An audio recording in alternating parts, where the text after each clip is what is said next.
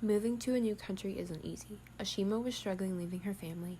Ashok knew it was hard on her and was trying to make the best out of it.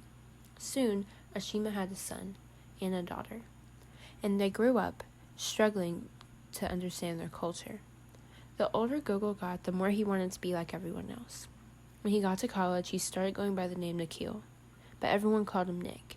This upset his father. Although Gogol was growing up, he wished that he would embrace his culture more.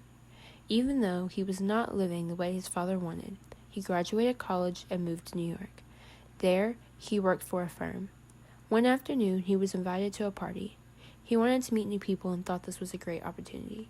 There, he met Maxine. The next day, she invited him to dinner, alone, and they talked all night. They were inseparable from then on. He would stay at her house with her family and rarely go home to his own apartment. He fell for Maxine very fast, and it was obvious. He started to share his life with Maxine.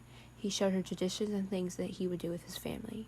Gogol decided to let his family meet Maxine. The dinner was awkward, because Maxine didn't understand the culture completely.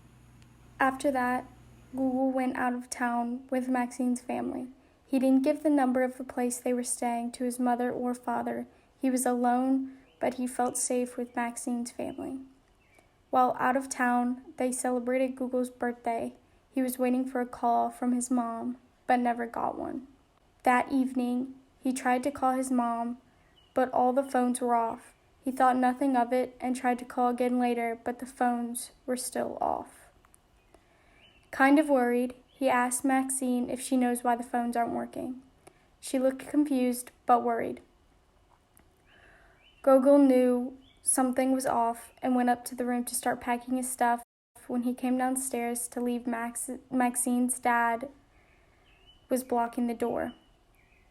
He looks at Maxine and she looks sad. A few days pass and Ashima gets worried. She cannot get Gogol on the phone. She calls her husband, who is working away from home, to tell him about her worries. She finally gets a call from Maxine. She asked if Ashima had seen Gogol since he left their house.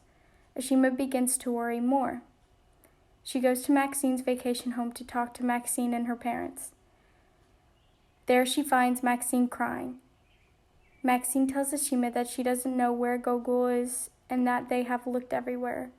Then Ashima gets a call from a hospital in Cleveland saying her husband had died.